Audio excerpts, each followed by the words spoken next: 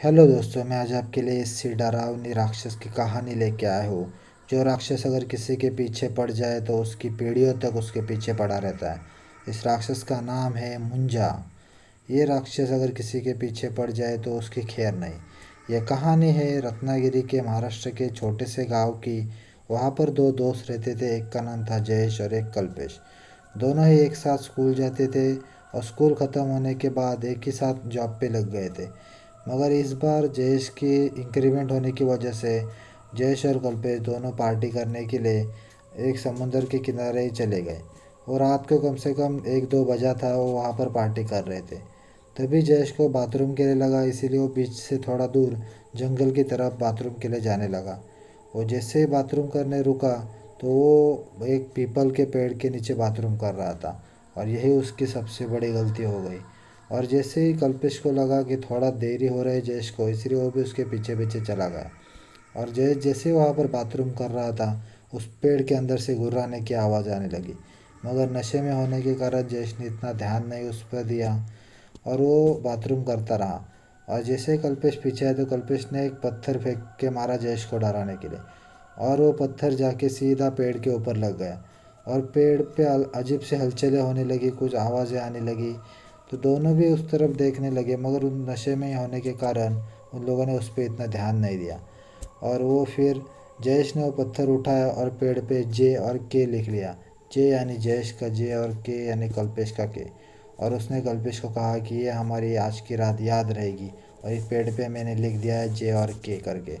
ये सब लिखने के बाद वो पेड़ ज़ोर ज़ोर से हिलने लगा और उसके ऊपर से एक डाली टूट कर जयेश के सिर पे गिर गई। और जैसे जयेश के सिर पर गिरी तो जयेश बेहोश पड़ा रहा।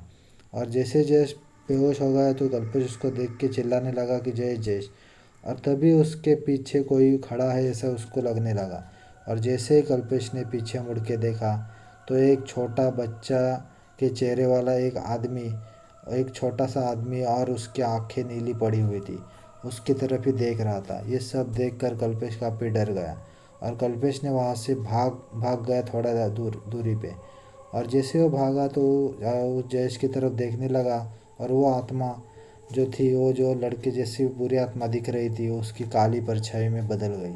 और वो जयेश के अंदर समा गई, उसके नाक के रास्ते से उसके अंदर चली गई। ये देखकर कल्पेश काफ़ी डर गया और उसने जयेश को भागते भागते जाके जल्दी से वहाँ से उठाया और उसको घर लाने की कोशिश करने लगा। मगर जयेश ने उसको धक्का दे के गिरा दिया। और जयेश ने उसी पत्थर से, जिस पत्थर से जयेश ने पेड़ पे जे के लिखा था, उसी पत्थर से जयेश अपने कपड़े फाड़ कर अपने सीने पे जे और के लिखने लगा। और उसके शरीर की छाती से खून बहने लगा, मगर उसकी परवाह किए बिना वो अपनी छाती पे जे और के लिख रहा था। और ज़ोर ज़ोर से हंसने लगा और बेहोश हो गया। कल्पेश ने उस जयेश को जल्दी से उठाया और वहाँ से चला गया घर के। जैसे ही जयेश ने जयेश को घर पे छोड़ा, कल्पेश भी अपने घर पे चला गया। और जयेश को थोड़ी देर बाद होश आने के बाद उसको कुछ अजीब अजीब महसूस होने लगा। ऐसे ही कल्पेश भी अपने घर चला गया। और कल्पेश को भी बहुत बुरे बुरे सपने आने लगे।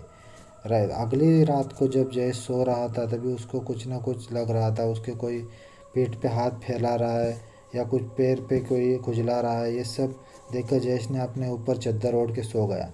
मगर जैसे थोड़ी देर बाद उसने चादर खींच के आंखों से निकाल के देखा तो उसके देखने के बाद उसके पसीने पसीने छूट गए। उसने देखा कि दीवार पे उल्टा लटका हुआ वही लड़का, जो छोटी लड़की की शक्ल थी, सिर पे बाल नहीं थे और पेड़ की छाल जैसी उसकी पूरी बॉडी थी, वो जयेश की तरफ देख रहा था। और ये देखकर जयेश ने जैसे ही अपने भागने की कोशिश की, उसी मुंजा ने उस पर कूद कर उस पर हमला कर दिया। और जैसे उसने कूद के हमला किया, जयेश को पूरी बॉडी पे उसने नाखून से खरोचना शुरू कर दिया। जयेश की मौत हो गई। फिर ये कल्पेश को भी घर पे ऐसे ही लगा था। उसने उसके पापा को सब कुछ बताया कि हमारे साथ ये हुआ था। और जयेश के पापा, कल्पेश के पापा एक बहुत बड़े पुजारी थे मंदिर के। तो उनको पता चल गया कि लड़कों ने कौन सी गलती की है। जैसे ही कल्पेश के पापा को पता चला तो कल्पेश के पापा बोले कि चलो, जहाँ पर तुमने ये सब घटना घटी थी वहाँ पर लेके चलो। वहाँ जाने से पहले हम जयेश को भी साथ में लेके चलते।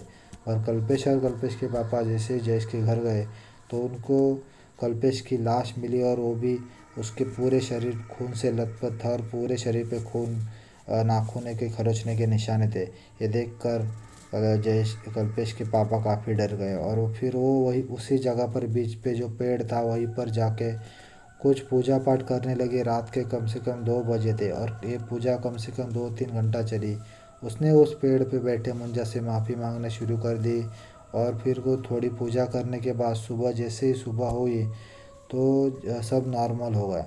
और जैसे ही कल्पेश घर पे गया तो वो उसको अगले दिन से वो सारे सपने आना बंद हो गए और सब ठीक हो गया।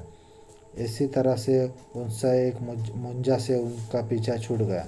अगर कहानी पसंद आए तो चैनल को सब्सक्राइब करो और वीडियो को लाइक करना और अपने दोस्तों के साथ ज़रूर शेयर करना।